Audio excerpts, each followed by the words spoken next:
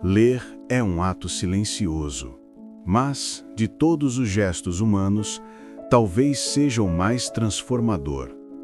Cada página que abrimos muda algo dentro de nós, mesmo que não percebamos. A leitura é, ao mesmo tempo, um espelho e uma janela. Reflete quem somos e revela o que ainda podemos ser. A ciência tenta explicar isso com estudos sobre o cérebro. A filosofia, com reflexões sobre a alma. Mas a verdade é que ler não é apenas absorver palavras. É, de algum modo, reencontrar o que somos. Hoje, você vai descobrir o poder oculto da leitura e o que ela realmente faz com a mente humana. Pesquisadores da Universidade de Stanford descobriram algo fascinante.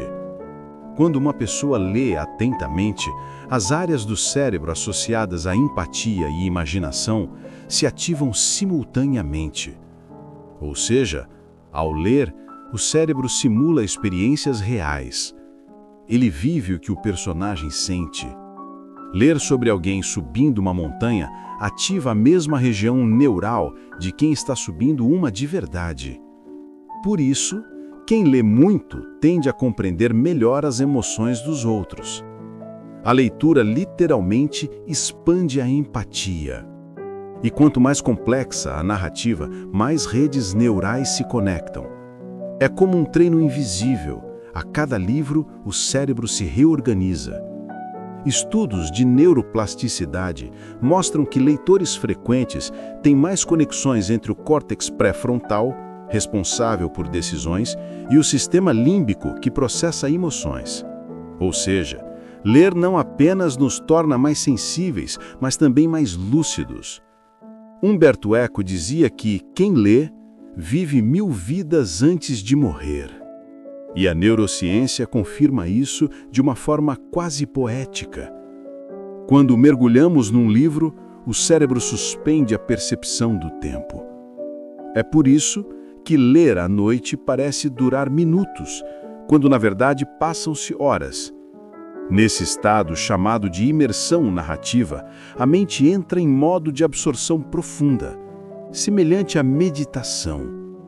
Ler é, portanto, uma forma de silenciar o caos e reencontrar foco. No mundo de notificações, é quase um ato de resistência. Para os filósofos, ler sempre foi mais do que um hábito, é um ritual de consciência. Aristóteles via nos textos o espelho da alma racional. Nietzsche acreditava que ler era um exercício de perigo, porque um bom livro pode destruir certezas. E Schopenhauer dizia que ler demais sem pensar é como mastigar sem digerir. A leitura, então, não é apenas acumular conhecimento. É entrar em conflito com ele. É o choque entre o que acreditamos e o que o texto propõe. E desse conflito nasce algo novo, sabedoria. Montaigne dizia que não lemos para lembrar, mas para nos transformar. E talvez por isso, toda boa leitura deixa um rastro invisível, não na memória, mas na percepção. Ler é confrontar o mundo dos outros e por alguns instantes duvidar do nosso. Mas a leitura nem sempre foi assim. Na antiguidade, ler era um ato coletivo. As pessoas liam em voz alta, nas praças, nos templos, nos anfiteatros. Era um espetáculo da palavra. Só na Idade Média surgiu o hábito da leitura silenciosa, e isso mudou tudo.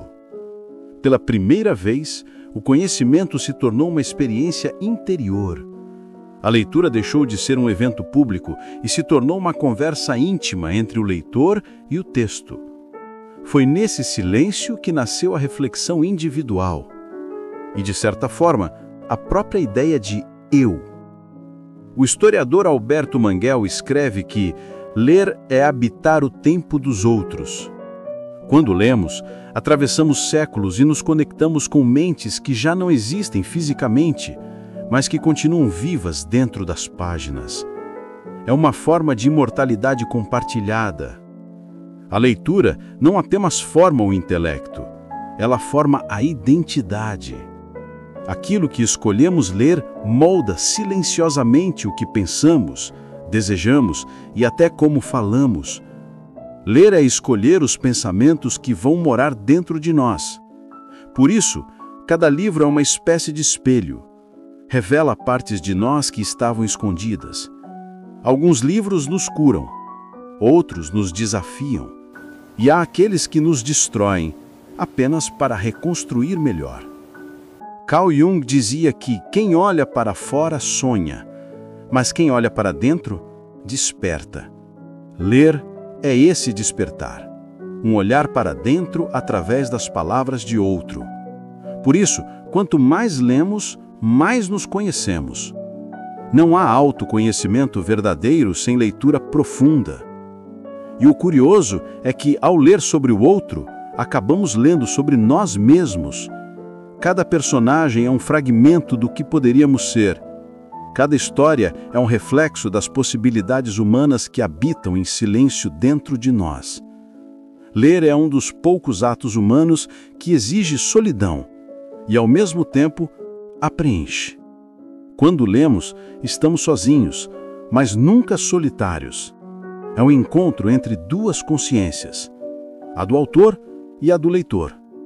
Num mundo que teme o silêncio, ler é uma coragem. É permitir que o vazio fale.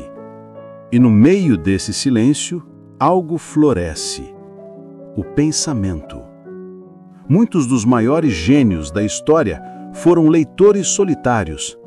Einstein, antes de ser físico, era um devorador de filosofia. Leonardo da Vinci anotava passagens inteiras de livros antigos. E Dostoiévski dizia que os livros salvaram sua mente no exílio. Porque ler é, de certo modo, ser acompanhado pelo invisível. Ler reorganizou o cérebro humano. Transformou o modo como pensamos, como sentimos, como lembramos. Foi a leitura que permitiu o nascimento da história, da ciência, da lei, da ética. Antes dela, o conhecimento era apenas voz e se perdia no ar. Com a escrita e a leitura, o pensamento ganhou permanência. A humanidade passou a conversar com o tempo. Por isso, cada livro é mais do que papel. É um elo na corrente invisível da civilização. Quando você lê, participa da maior herança coletiva da humanidade, o pensamento escrito. Estudos recentes mostram que quem lê literatura de ficção desenvolve maior capacidade de resolver problemas complexos, porque o cérebro aprende a lidar com cenários ambíguos, a compreender perspectivas diferentes e a antecipar consequências. Ou seja, ler treina o cérebro para a sabedoria prática, a arte de decidir bem. Ler também alimenta a criatividade.